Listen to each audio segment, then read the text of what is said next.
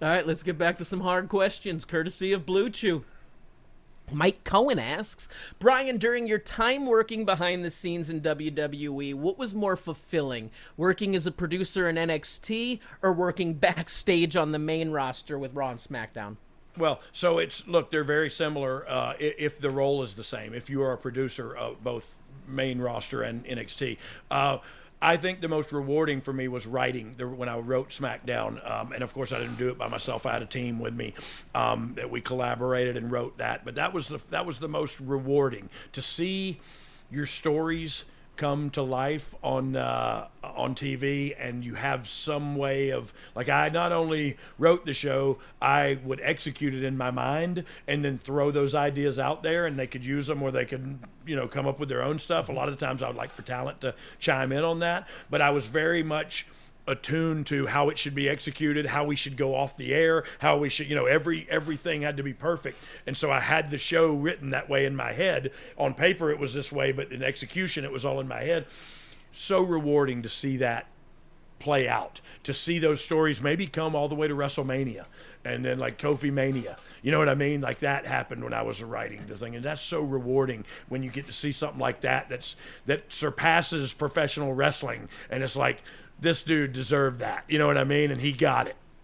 A little bit off of that, but I used to like watching you at rehearsals all day, setting up those shots, figuring out those final moments and stuff. I used to want to get to be in your position on the other stuff of helping develop talent, but I thought you were the absolute best at making those things happen. Well, yeah, I thought I was the best at the other, but I thought you were the best. You were. And look, I did do it well. It was awesome. Well. Like, because you would make me see like you had let me say the director's eye too. You may have been writing and producing and all those things, but the director's eye of being able to see the cuts, well, that's how when I would see it in my head, like I would write the show and I would see the execution in my head, I would add, and we should go off the air with that, or we should, you know what I mean? I would add that in there, and then when you're doing it, look, sometimes it's a good idea in your head and it's crap on paper. I mean, it's crap in reality. But sometimes it works perfectly, and sometimes somebody will have a better idea, and you got to be open-minded enough to go, that's friggin' awesome. That's a lot better than what I said. You know what I mean?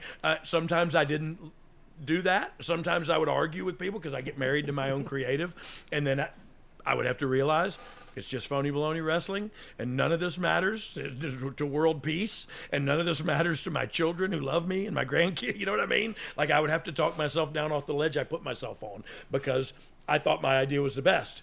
And then you came up with another one. I have to be open-minded enough to go, yeah, that's better than mine. And again, sometimes I did that, sometimes I didn't. I'm a work in progress.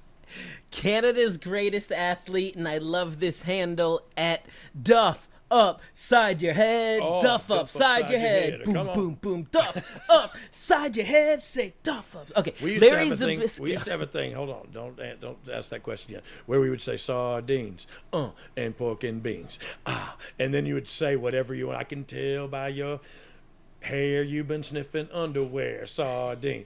And we would do it at like the basketball games, and the whole, and then I would have like a microphone or bullhorn, and I would say that part, and then everybody would go, sardines, and pork and beans. I like it. It was so stupid, but it was awesome. Good. Anyway, sorry. Larry's a biscuit. I'm swearing up a storm today. Larry.